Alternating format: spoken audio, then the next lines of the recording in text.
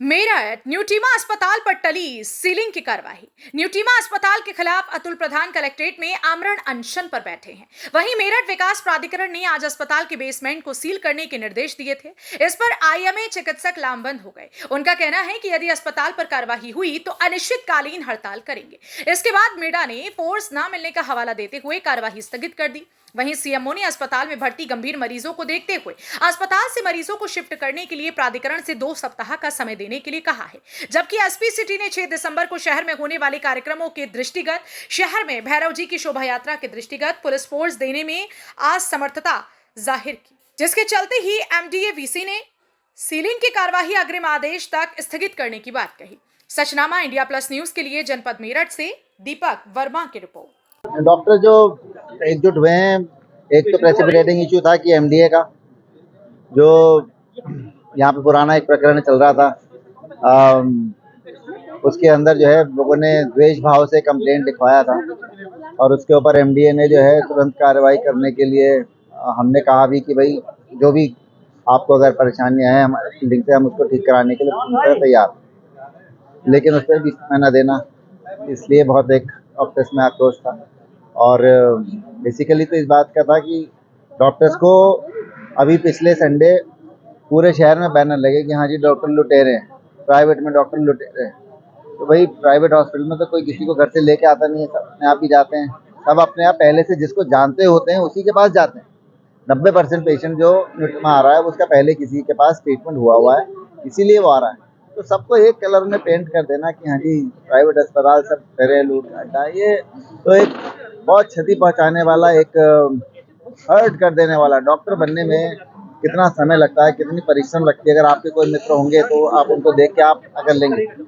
ये वो दोस्त जब छोटे थे तब उन्होंने क्रिकेट नहीं खेला, उन्होंने और नहीं करा, वो जस्ट बेसिकली पढ़ के सेलेक्ट हुए और फिर ऊपर चलते हैं। जैसे सुपर स्पेशलिटी करने के लिए कितना सालों का परिश्रम रहता है, तो ये सब परिश्रम जो है इसको उन्होंने सब ज़ीरो कर दिया।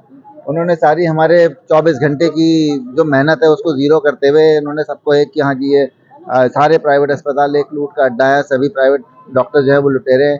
तो इससे बहुत सब आहत होके आए थे, आपने लोगों को बोलते सुना होगा, सब में एक ही भाव मुझे नज़र आ रहा था एज ए डॉक्टर देखते हैं कि सब बहुत आहत हैं और उस आहत से ही उनमें एक आक्रोश जन्मा है कि भाई ये क्यों ऐसा कहा जा रहा है। तो बस मैं यही कहना चाहूँगा कि यहाँ सब लोग जो है, एक ये परेशानी है कि हमारे देश में जो क्रिटिकल केयर है, सबसे मुश्किल क्रिटिकल केयर देना है। खांसी जुकाम उल्टी दस्त का इलाज करने में कोई किसी को दिक्कत नहीं है, गरीब से गरीब मरीज का प्राइवेट में आराम से करा सकता है। दिक्कत केवल क्रिटिकल केयर में आती है, जहाँ पेशेंट उनका वेंटिलेट होता है, जहाँ उसको लंबे समय का इलाज चाहिए। तो हम इसको मानते हैं कि वो केयर, लेकिन वो केयर कहीं भी फ्री अवेलेबल नहीं है। अभी देखिए हम तो अभी यहीं थे, हमें बहुत ज़्यादा अभी नोटिस का वो नहीं है, तो जब ऑफिशियल कोई लेटर आएगा हम उसी के बारे में तभी मैं कुछ कहना मुनासिब होगा। तो इस पे जो लोग देख रहे हैं वही इसको बारे में ज़्यादा बेहतर बता पाएंगे इसके बारे में।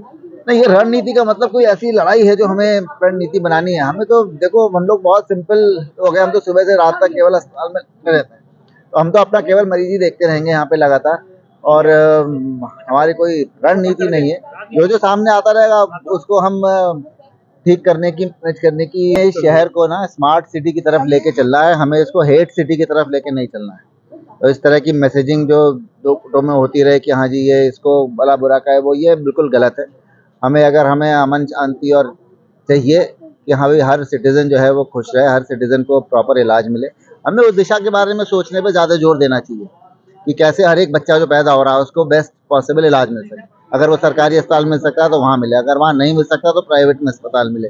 कोई चोट जिसको लगी हो उसको वो गलत अस्पताल में ना, यही बहुत आजकल हर चीज़ में एक डीप फेक कितना लग गया। तो वो डीप फेक केवल सोशल मीडिया पे ही नहीं है, बट वो फेकनेस जो है वो सब जगह है उसके अंदर, आपको कि हॉस्पिटल दवाएं सब चीज़ों में दवाओं का बहुत वो आता है कि भाई कोर्ट से दवा मिली। मैं उस पर एकदम एक क्लैरिफिकेशन आपको देना चाहूँगा हॉस्पिटल की तरफ से। ये NABH का ही वो है कि भाई इससे आपका जो प्रिस्क्रिप्शन एरर है ना वो तभी रिमूव हो सकता है। ये NABH की गाइडलाइन में है कि आप हाथ से दवा लिख के नहीं दो किसी को लाने के लिए।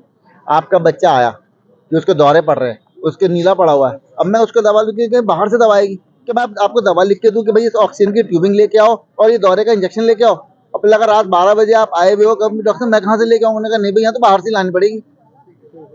तो ये तरीका नहीं रहता। आप हॉस्पिटल में आते हो तो आप ये सोच के आते हो मुझे सब चीज़ें वहीं पे मिलेंगी और एक जगह पे मेरा सारी चीज़ें मुझे अवेलेबल हो जाएंगी।